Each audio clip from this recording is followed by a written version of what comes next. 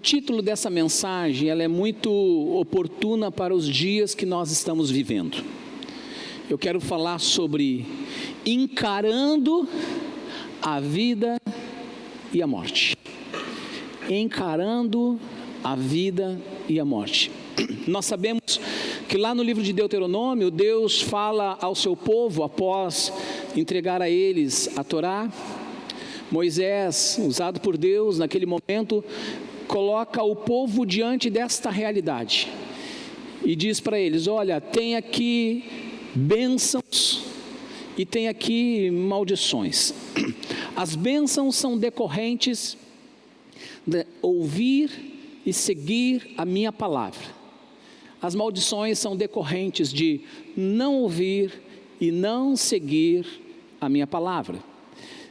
Quem escolhe ouvir tem vida. Quem escolhe não ouvir e não seguir, recebe morte. Então nós vimos nas Escrituras que esse confronto, essa dualidade entre vida e morte, esse paradoxo entre duas verdades ou dois destinos, está continuamente diante de nós. Mas, nesses dias específicos que nós estamos vivendo, diante de todo esse quadro, de todo esse caos mundial, que sobretudo essa pandemia despertou, a situação tem inundado as mentes e corações com um verdadeiro pânico. Alguns podem até dizer: mas pastor, nós temos razão para estar em pânico. Olha o que está acontecendo. Bom, é uma forma de ver as coisas. O fato é que esse caos total que estamos nos deparando, que envolve questões de saúde e envolve também questões de economia. Eu vi uma declaração do nosso presidente há alguns dias atrás, dizendo que se não houver trabalho, se as pessoas não trabalharem, se as empresas não abrirem, o caos maior estará estabelecido, porque não haverá circulação de capital, não haverá mais recolhimento de tributos, e não havendo mais recolhimento de tributos, não tem capital para, em primeiro lugar, manter o sistema de saúde funcionando, não tem como manter o funcionalismo público, não tem como manter as estruturas básicas de organização do Estado, da nação. Eu estou falando aqui as palavras do presidente e eu não estou aqui, por favor, entrando numa celeuma política. Não, a minha fala aqui não é nesse sentido. Eu estou falando sobre os medos que estão assombrando as pessoas. Então, todo o conjunto da obra que nós estamos cercados é um conjunto de angústias, é um conjunto de calamidade. Então, é o medo por causa da economia e é o medo por causa da saúde. As pessoas estão doentes. Eu posso falar, com propriedade que, de fato, essa situação da pandemia, esse coronavírus, ele é traiçoeiro. Ele veio com muita disposição a ceifar vidas. Esse é o cenário, esse é o quadro. Não é um quadro que possa de um todo nos pegar desaprevenidos, porque as Escrituras falam sobre esses dias. As Escrituras falam a respeito de pragas, de pandemias e de caos social. As Escrituras falam. Esse é um cenário típico que pré-anuncia a volta de Jesus. Eu não estou afirmando que é sim a agenda final de Deus, é sim, eu não estou fazendo essa afirmação, eu seria volúvel se fizesse essa afirmação para esse tempo, embora os sinais nos deixam sob alerta. O Senhor não nos deu a capacidade de precisar afirmar dias e datas, mas Ele nos deu a capacidade de analisar os sinais. E os sinais, eles estão falando por si só. o Senhor nos advertiu a respeito desses dias, o Senhor nos deixa alerta, né, com relação a esses fatos. A questão que eu quero trazer aqui é um pouquinho diferente. Eu não quero tratar da questão escatológica, eu quero entrar num outro aspecto hoje. Se os irmãos observarem, né, quando a gente senta atualmente para ver as notícias, as notícias, a forma como elas são apresentadas e o conteúdo, nos deixa em estado de pânico.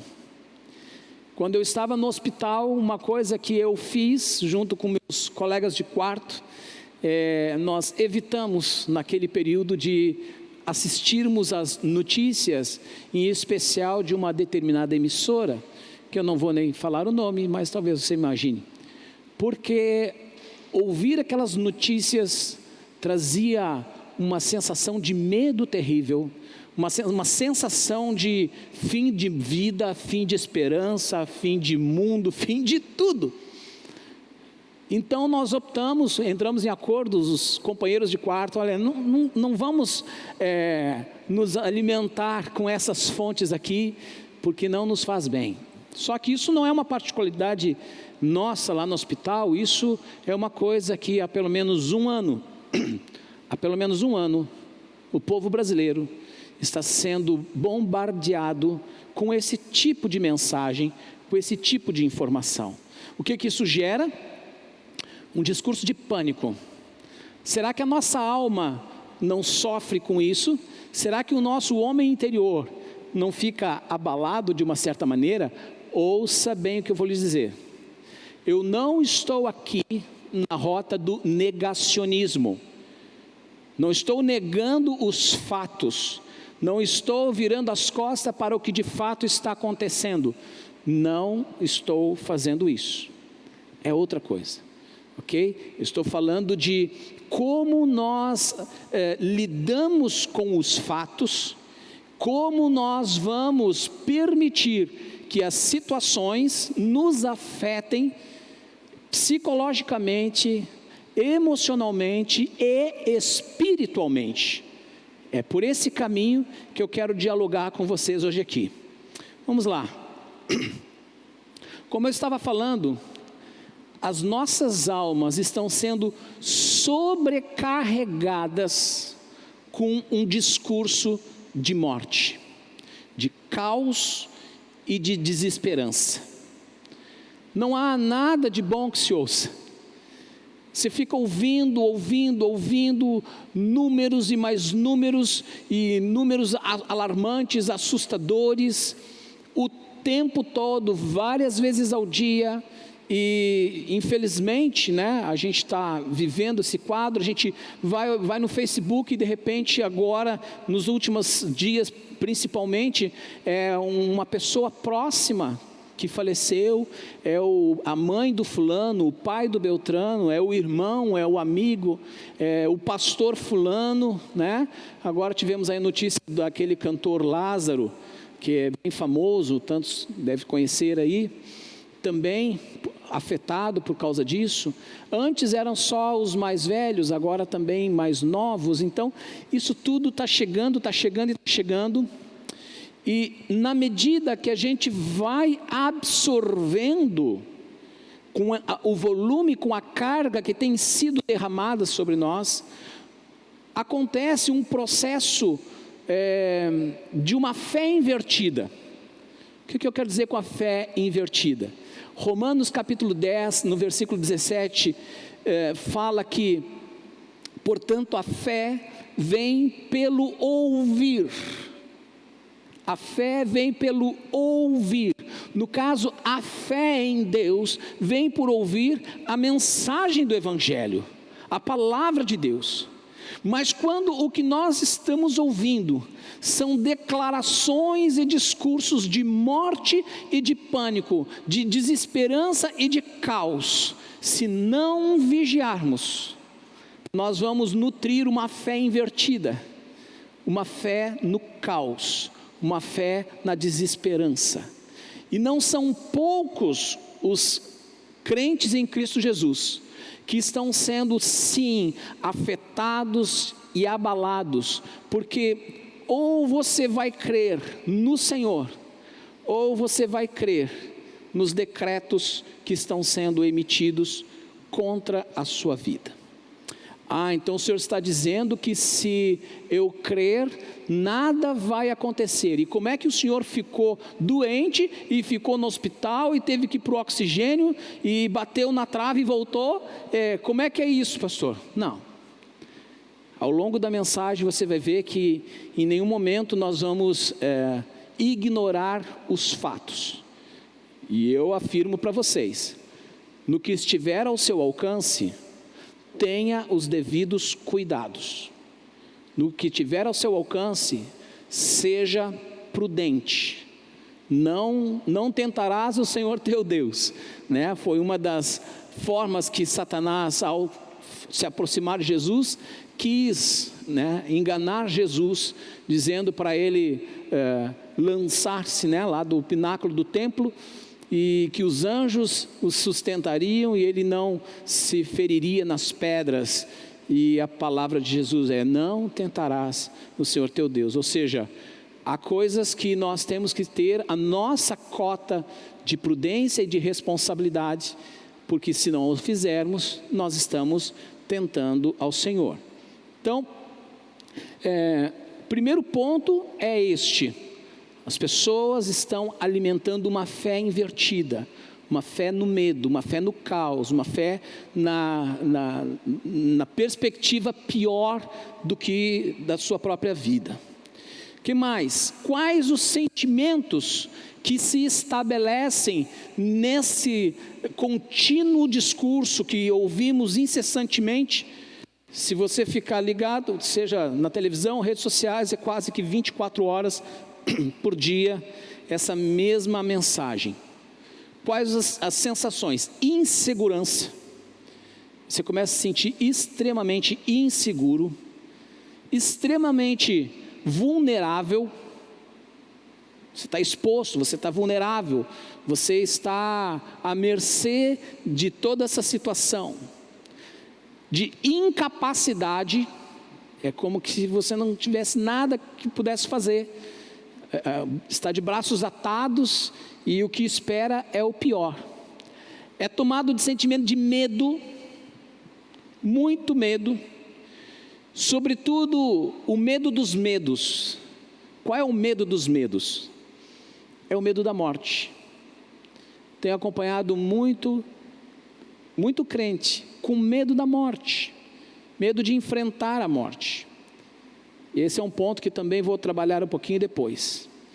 Incerteza quanto ao futuro. Isso também tendo conexão com essa parte da economia. Uma empresa está quebrando, meus negócios estão falindo, eu não estou conseguindo mais produzir. Então essa incerteza quanto ao futuro tem trazido uma sobrecarga gigantesca na alma das pessoas. O que a palavra de Deus nos instrui nessas questões? Isso é o importante. Eu quero trazer a você essa reflexão, o que a palavra de Deus de fato nos afirma. E sobre isso eu quero expor atributos de Deus. Pelos atributos de Deus nós vamos nos situar no problema.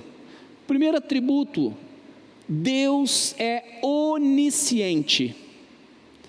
Salmo 139, do verso 1 ao 5. Salmo 139, do verso 1 ao 5. Diz assim a palavra: Ó Senhor, Tu examinas meu coração e conheces tudo a meu respeito. Ei, ouça, o Senhor conhece tudo a teu respeito. Sabes quando me sento e quando me levanto.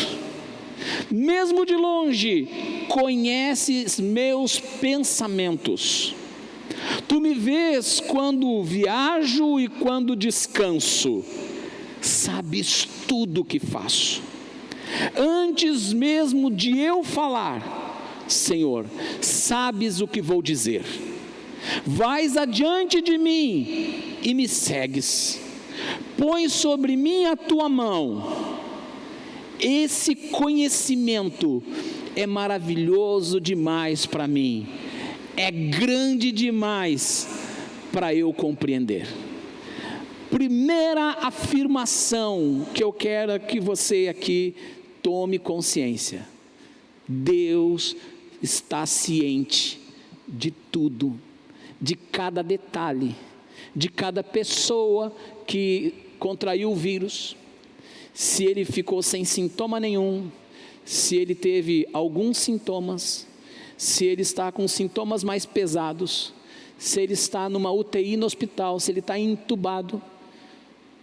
Deus sabe de tudo, nada foge do seu conhecimento. Deus não está alheio à realidade de cada um de nós. Confia nessa verdade. Os olhos do Senhor não estão tapados. Você, o seu amigo, o seu familiar, né? A pessoa querida que, quem sabe, da sua família está passando por uma situação delicada, seja da saúde, seja da economia. Deus está vendo, Deus está ciente, e confia que esse conhecimento de Deus não é simplesmente tomar ciência do que está acontecendo para não fazer nada. Não, o conhecimento de Deus faz com que Deus tome posição. Então o Senhor está dizendo que todos vão sobreviver. O Senhor está dizendo que então todos nós vamos passar por isso ilesos. Não, não estou dizendo isso. Isso também não é fato. O que eu estou dizendo é que Deus sabe. E Deus tem propósitos. E Deus tem propósitos específicos. Deus tem seus meios, as suas formas de trabalhar com as nossas vidas.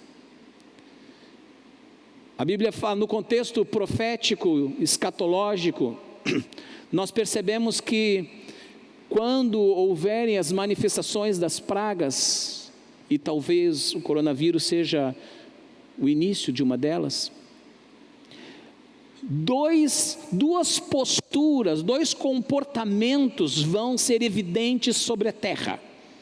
Haverão aqueles que vão temer mais a Deus, vão se achegar mais a Deus, vão afinar a sua fé, vão fazer ajustes com Deus, por causa do temor de Deus que vai ser reacendido. Porque vamos e viemos, irmãos, a igreja, e eu não falo só no Brasil, a igreja ocidental tem levado a fé na brincadeira, tem levado a fé de uma maneira flauteada, não leva a sério as escrituras, não leva a sério a chamada de Deus, e o levar a vida de qualquer maneira. E Deus está vendo, e Deus está ciente, e Deus conhece, e mesmo conhecendo, Deus continua amando. Você, quem sabe, que está levando a vida de qualquer maneira, Deus não deixou de te amar, Ele continua amando você com a mesma intensidade, mas de repente Deus permite que coisas dessa natureza aconteça, para que este grupo possa, com maior intensidade, se voltar para Deus, louvar a Deus, adorar a Deus. Mas tem um outro grupo que a Bíblia fala que vai se levantar também, que serão aqueles que vão blasfemar contra Deus. Eles vão ver as situações acontecendo, o caos se apresentando no mundo, e ao invés de eles se humilharem e clamarem a Deus, eles vão para a rota da blasfêmia, da murmuração, vão detestar ainda mais a Deus. Essas situações que estão acontecendo, Deus permitiu, Deus consentiu, para que o propósito eterno dele se estabeleça. E sim, muitas vezes, uma peneira passa, uma peneira para ver quem de fato está no Senhor e quem não está. Mas é também uma chance para que quem não está se arrependa e venha a estar, comece a estar. Então, primeiro, Deus é onisciente.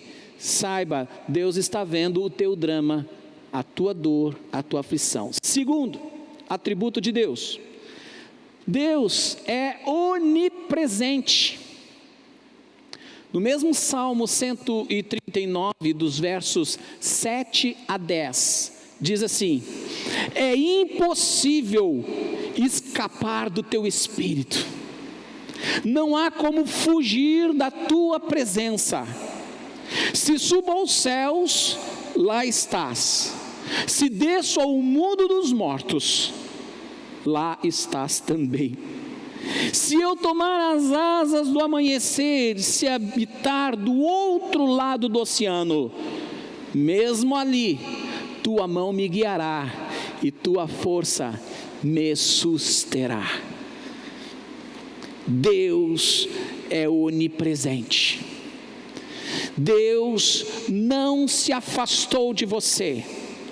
Deus não está inacessível. Aqui está o grande drama, o porquê que muita gente está colapsando na sua alma, o porquê muito cristão está vivendo angústias terríveis no seu interior, cheio de medo, cheio de tormenta na sua alma. E eu digo de pessoas que estão bem, que estão saudáveis, que as coisas estão administradas, mas estão nessa condição de pânico. Onde está o problema? Não enxerga, não vê a presença de Deus. Quando você não contempla, não tem a percepção de que Deus está contigo, de que o Senhor é presente, de que Ele está ao teu lado, quando Ele te diz: eu nunca te deixarei, nunca te desampararei. Quando você perde a revelação da paternidade de Deus, quando você não consegue mais, por sua fé, contemplar o braço forte do Senhor ao teu lado, o que te sobra são as ameaças externas, o que te sobra é aquilo que você ouve na notícia todo dia: você vai quebrar, você vai falir, os teus negócios vão fechar, você vai passar fome, você vai ficar doente, você vai perder seus familiares, olha só, você tem tal problema de saúde, você vai morrer, e isso tudo vai acumulando, sobrecarregando a alma. Mas eu quero dizer com toda precisão, se você tem a clareza de que o Senhor é contigo, se você tem a percepção de que Ele está com você, então esse pânico vai desaparecer. O que eu quero afirmar para você é que se você tiver essa convicção de que o Senhor é comigo, eu vou dizer uma coisa bem difícil de ouvir: não há como escapar dos desígnios de Deus. Se o teu tempo é chegado, não há como fugir disso. Se o teu tempo é chegado, se o meu tempo é chegado, eu vou dizer para vocês da minha experiência. Eu estava lá no hospital, eu estava percebendo que eu não estava evoluindo nos primeiros 4, 5 dias. eu estava piorando um pouco a cada dia. Cada vez mais a oxigenação tinha que ser aumentada. Meu colega de quarto, pastor Pedro, também não estava bem. Eu via que a situação dele estava se agravando, tanto que se agravou, ele teve que ir para a CTI, e ele no momento está entubado. Depois nós vamos levantar o nosso clamor por ele. Mas na prática eu estava tendo as sensações de piora no meu físico. A minha saturação, ela caía, despencava com muita facilidade. Eu me metia na cama, fazia movimentos na cama, eu já via ali a constatação da saturação que já baixava muito. Para fazer o mínimo, para ir ao banheiro, era um esforço gigantesco. Eu tinha que ir com um cilindro de oxigênio para ir da cama ao banheiro, e eu chegava ao banheiro, parecia que eu tinha corrido uma maratona de 40 quilômetros, 42 quilômetros. Então, o quadro real não era bom, mas eu falo para você que no meu homem interior, eu estava pleno de paz, pleno de confiança, pleno de tranquilidade. Sabe por quê? Porque eu tinha recebido palavras de Deus, antes mesmo de ficar doente, de planos de Deus para este tempo, de coisas que o Senhor tem ainda para resolvermos, para fazermos na nossa vida. E isso me trouxe tranquilidade sobre esse aspecto.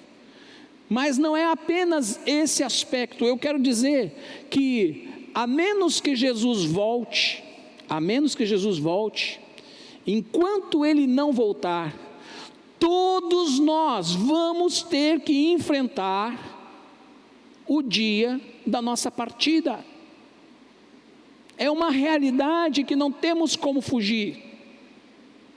A questão não é o que vamos fazer, o que pode ser feito, a questão é como a gente se resolve diante disso. E eu quero te dizer que o Pai está contigo. E se chegar o teu dia, quando chegar o meu dia, quando chegar a nossa hora, o que vai valer é: estou com meu Pai. Ele proveu uma forma de agora dar um fim nesta luta que nós enfrentamos. Pode ser por uma parada cardíaca, pode ser por um acidente de carro, pode ser uma bala perdida, pode ser numa tragédia, pode ser dormindo, pode ser com um vírus. Quando chega o nosso tempo, não há como escapar dele. O que é importante? Você ter consciência de que Deus está contigo.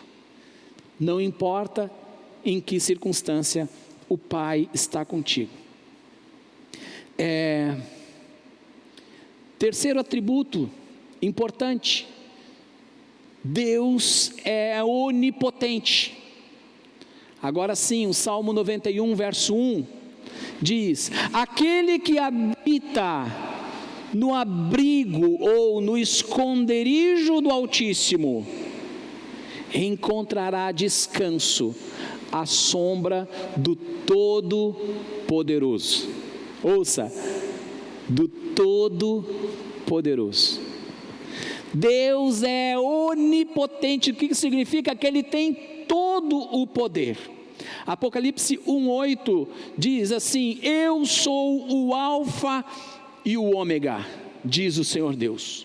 Eu sou aquele que é, que era e que virá, o Todo-Poderoso. Lembre disso. O Senhor é El Shaddai, o Todo-Poderoso. Ele pode reverter todos os quadros, Ele pode transformar toda situação, Ele pode mudar a realidade, Ele muda tudo porque Ele é todo poderoso. Confiar no que a palavra diz, nesse Deus onisciente, nesse Deus onipresente, nesse Deus onipotente, é chave, é saúde para você, é firmar o teu homem interior, é dar base, sustentação e enfrentar o dia mal, enfrentar essa realidade que está diante de nós. Por quê, meus queridos? Há uma estratégia maligna em andamento. Qual é a estratégia maligna? É substituir a verdade pela mentira, é anular a palavra de Deus no seu entendimento e no seu coração, e promover decretos malignos na sua alma. Satanás quer inundar a tua alma com o pânico, quer inundar a tua alma com a insegurança, com a desconfiança, com o sentimento de que você está só, abandonado, que você está vulnerável. Mas aí você vai ter que optar entre a vida ou a morte, entre a bênção e a maldição. O que você vai preferir crer? Nos decretos que estão lançando sobre sua cabeça todo o tempo, ou aquilo que Deus diz: eu estou contigo, não tem um fio de cabelo que cai da tua cabeça que eu não tome conhecimento, não há nada que aconteça na tua vida que não seja com o consentimento do Deus eterno, nada, até mesmo aquilo que nos traz sofrimento. Então Deus não é amor, porque se Ele permite a gente sofrer, é porque Ele não nos ama. Esse é um conceito extremamente fora dos preceitos de Deus. Esse é um conceito barato, humanista, que não coopera para a tua fé em nada. A perspectiva bíblica, o apóstolo Paulo, ele afirma claramente, ele diz: eu dou graças nas tribulações, eu dou graças, eu glorifico meu Deus nas tribulações, porque elas produzem um efeito sobre a minha vida tão fantástico, que no final da experiência, eu estou crescido na fé, eu estou mais íntimo do meu Deus, eu estou mais dependente dEle, porque quando eu sou fraco, aí então é que eu sou forte. Quando eu não tenho mais em mim condições de resolver nada, é aí que se manifesta a grandeza desse Deus incomparável. Que maravilha saber dessas verdades. Como eu vou me apegar? Eu vou permitir que as palavras de morte e de engano venham tomar conta da minha mente, do meu coração, ou eu vou continuar sustentando a minha fé, mesmo tendo de enfrentar os fatos da vida? Quais são as consequências para quem não estiver atento? O que vai acontecer se você permitir que Satanás tenha êxito com essa estratégia sobre você? Primeiro, não ter mais a percepção da soberania e da presença de Deus. Você vai perder isso. O que está no controle é o vírus, o que está no controle, né, é a China, é os Estados Unidos, é o Bolsonaro, quem está no controle é o governador, é o prefeito. Não, são os médicos. Repito, não sou negacionista, tudo isso faz parte de um contexto que precisa sim ser analisado, estudado, temos posições sobre isso, mas é outra demanda. Se você não vigiar na sua alma, você vai perder a noção de que Deus está no controle. Ouça, nada está fora do controle. Deus não está confuso com esse problema. Deus não está perdido. O que eu vou fazer pela humanidade? O que eu vou fazer pelos meus filhos lá? Olha, tá difícil. Isso não é parte da verdade da natureza de Deus. Ele continua no seu alto e sublime trono. Ele continua no controle de cada detalhe da sua vida, até do espirro que você dá. Se te faltar o ar, Ele está no controle. E se você tem o ar, Ele continua no controle. O que mais? Se você permitir entrar na estratégia do inimigo, a sensação de abandono e total vulnerabilidade. Quando você se perde na sua alma, quando você não tem mais a revelação de que o Senhor é contigo, de que o Senhor está ao teu lado, você perde a revelação da paternidade de Deus, você fica exposto a esse caos, a esse sentimento terrível, essa sensação de abandono, essa sensação que você está num mar à deriva. Terceiro, a anulação da fé. O inimigo, ele quer trabalhar para que você cancele, anule a sua fé. O que é fé? É confiança. Por favor, não confunda. Às vezes nós estamos diante de uma situação e nós dizemos: não, eu vou orar, eu tenho fé que Deus vai reverter esse quadro, e a gente clama a Deus, e a gente ora com fé de que o Senhor vai reverter o quadro, e para a glória do Senhor, muitas e muitas e muitas vezes o Senhor reverte mesmo. Reverteu no meu, e tem revertido em tantos. Minha cunhada estava hospitalizada no mesmo tempo em que eu estava, só que lá em Maceió. Ela chegou aí para a CTI. Ela ficou 16 dias. No começo deu um susto na família também. Mas graças a Deus, reverteu o quadro. Ela já está em casa. E nós temos uma lista interminável de amigos, de queridos, né? A família Borba, que nós amamos tanto, também passaram por essa situação. Nós estivemos orando, clamando. Nós temos no nosso grupo de oração pela manhã, diariamente, orado por uma lista imensa de pessoas, porque nós cremos que Deus reverte quadros caóticos. Porém, na soberania de Deus, tem vezes que o decreto de Deus terminou o tempo. Terminou o tempo de fulano ou de ciclano. Então Deus decide recolher. Então Deus decide pôr um fim diferente daquilo que é o nosso desejo ou o nosso anseio.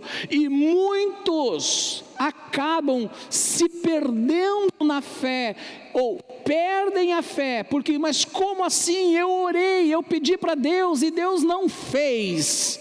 Desde quando Deus está sujeito ao nosso querer?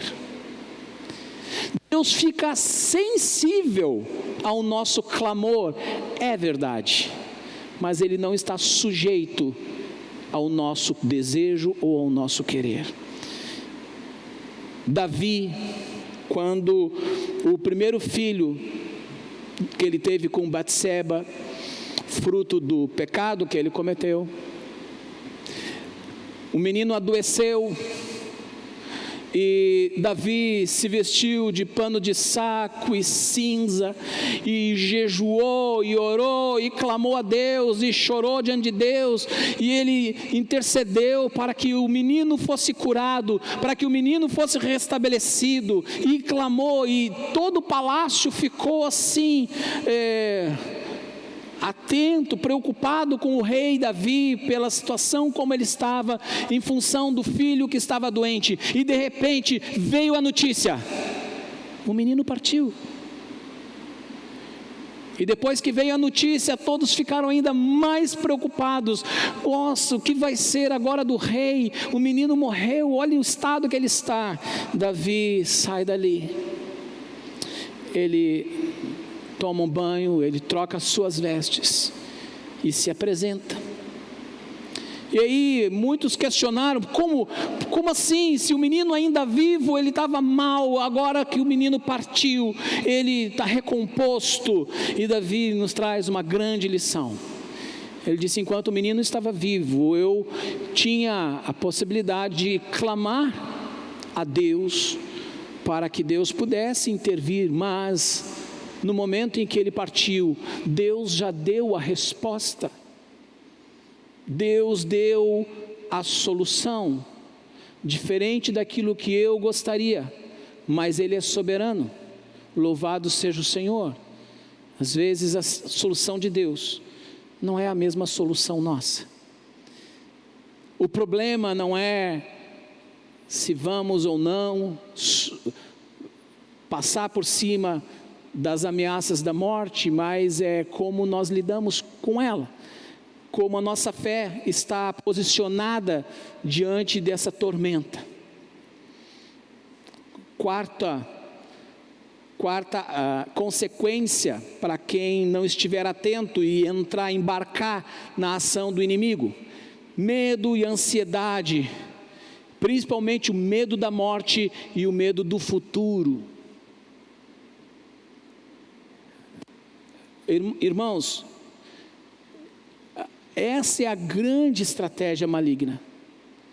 Se Satanás conseguir encher a tua alma de medo, de insegurança, você está paralelamente dizendo que você não está confiando na paternidade de Deus.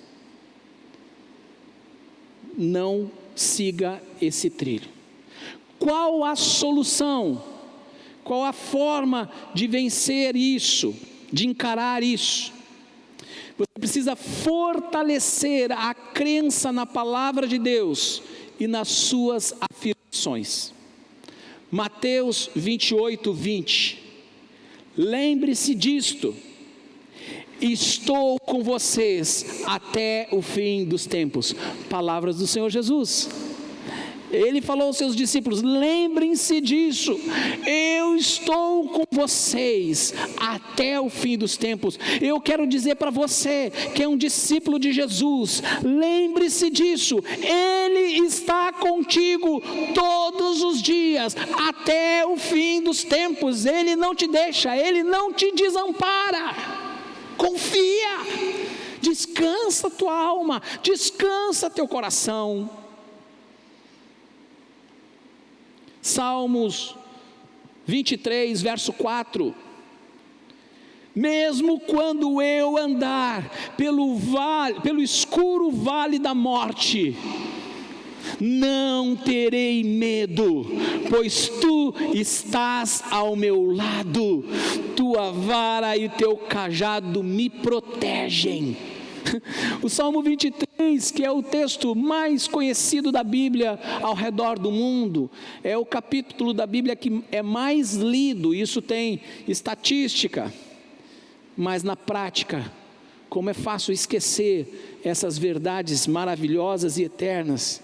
Mesmo quando eu andar pelo escuro vale da morte, não terei medo. Não terei medo. Por que eu não vou ter medo? Simples: o Pai está comigo. O Pai está comigo. Ele não vai permitir que aconteça comigo nada além daquilo que faz parte do plano dele comigo. Por que eu sei disso? Porque Ele me ama. Ele já deu provas desse amor. Ele é Pai. Pastor, mas então o Senhor está nos estimulando a sermos insensíveis diante da morte? Não. A sermos insensíveis diante do drama da vida? Também não. Somos humanos, nós sentimos a dor da falta, da perda de alguém, é natural. O luto é uma realidade e carecemos chorar nesses tempos. Essa semana que passou, eu perdi uma pessoa muito querida, a pastora Natalina, a Nata, esposa do pastor Bibi, o lugar onde é a família onde nós começamos a nossa igreja ali em Veracruz, dentro da casa deles, com aquele casal querido. Aprove a Deus tomá-la para si na semana passada. Aprove a Deus. Falei com o Bibi, esposo dela, conversei com ele, trocamos mensagens ali pelo WhatsApp, e ele estava com dificuldade um pouco de comunicação no princípio, mas eu vi ali um homem que entende essas verdades de Deus, que estava chorando pela saudade, mas lembre de uma coisa: nós que estamos em Cristo, nós que conhecemos a verdade, nós temos a esperança viva da promessa que nos foi feita, porque assim como Jesus morreu e ressuscitou, e seu corpo foi glorificado, e ele venceu a morte. O último inimigo que Jesus enfrentou foi a morte, e ele venceu. O que isso nos diz respeito? Nos diz respeito à promessa de Deus, de que quem se une a Cristo, na sua morte, pela fé, também está com Ele na sua ressurreição. Quem se une a Cristo pela fé, a morte não tem mais legitimidade. Mas como assim? Eu ouvi, ela morreu. Não, calma lá. Terminou o seu estágio de peregrinação desta fase da vida. Eu quero que você saiba que a eternidade de Deus está em você. Você é um ser eterno.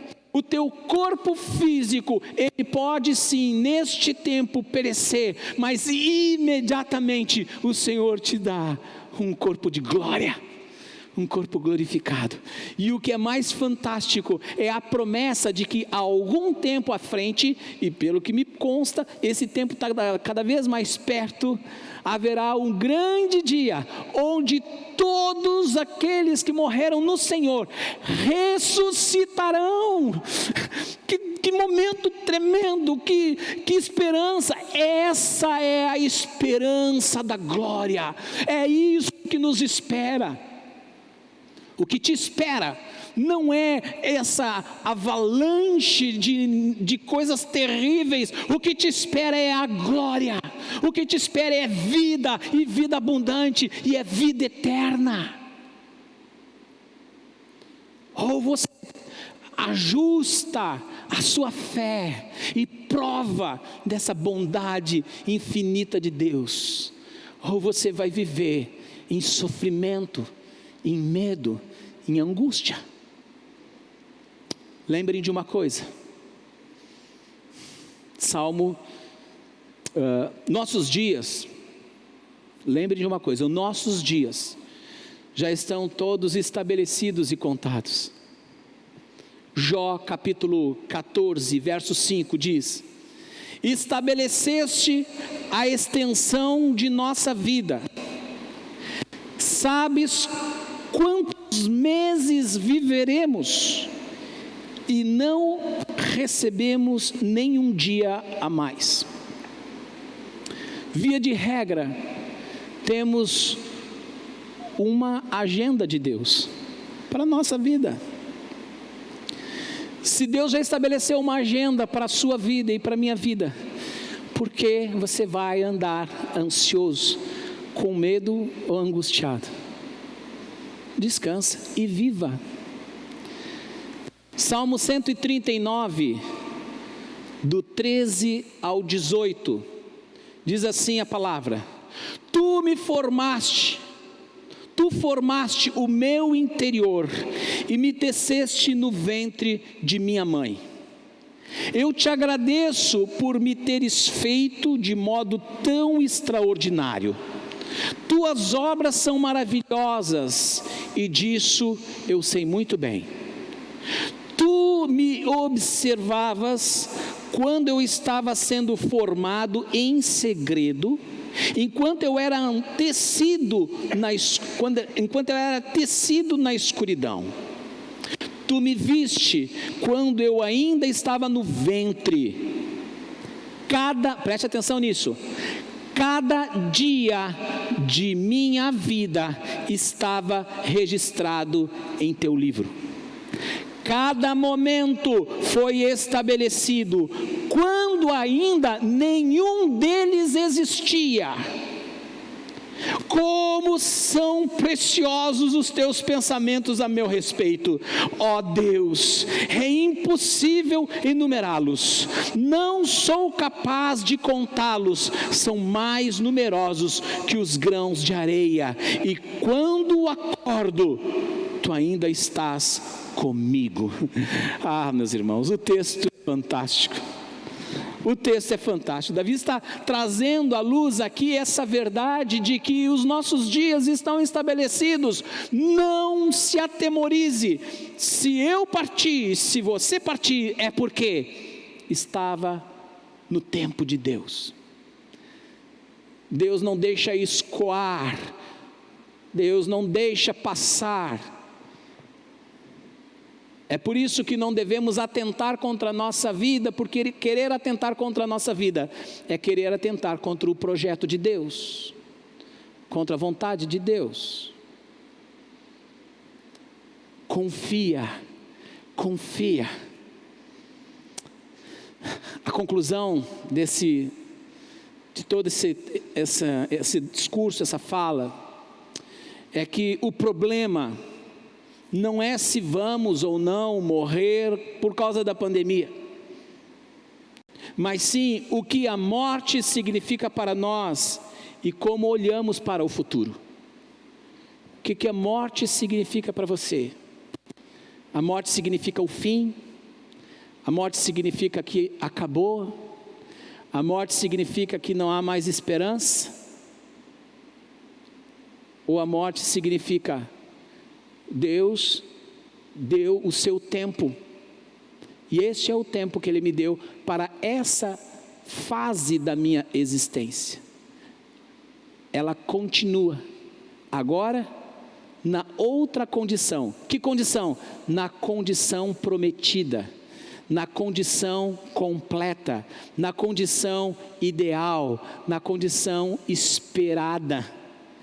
Porque o tempo de aflição é só nessa primeira fase da nossa existência. Na outra fase da nossa existência, não há choro, não há pranto, não há dor, não há medo, não há angústia. Há vida abundante. Pastor, então nós não temos que sentir nada por aqueles que estão, quem sabe, sofrendo? Não. Nós nos alegramos com os que se alegram e choramos com os que choram. Essa empatia do relacionamento, ela é vital entre nós, seres humanos. Ela é necessária. Nós precisamos nos unir em oração. Por quê? Talvez alguém possa dizer assim, então não precisa orar, porque se Deus já determinou, precisamos sim. Porque Deus quer que nós oremos, Deus quer que nós nos levantemos como intercessores.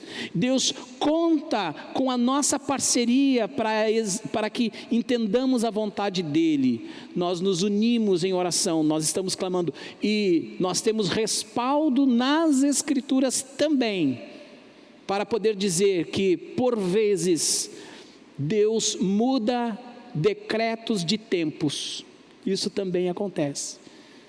Nós temos lá a história do rei Ezequias, que estava lá por morrer. O profeta foi até a casa dele e deu advertência: põe a tua casa em ordem, porque você vai morrer. O profeta deu o recado, saiu, ele se vira para o lado e clama a Deus, e o profeta estava lá fora já, voltou e disse: o Senhor manda te dizer que Ele te dá mais 15 anos. Ampliou o tempo. Então é possível que por nosso clamor, por nossa intercessão, mesmo quem sabe, alguém estando no seu tempo, Deus possa dilatar esse tempo. Por quê? Porque Ele é Deus, porque é Ele que manda, porque Ele é soberano, porque Ele muda as coisas conforme lhe apraz. Por isso oramos, porque a vontade de Deus é sempre pelo melhor. Confie nisso, descansa teu coração. Amém?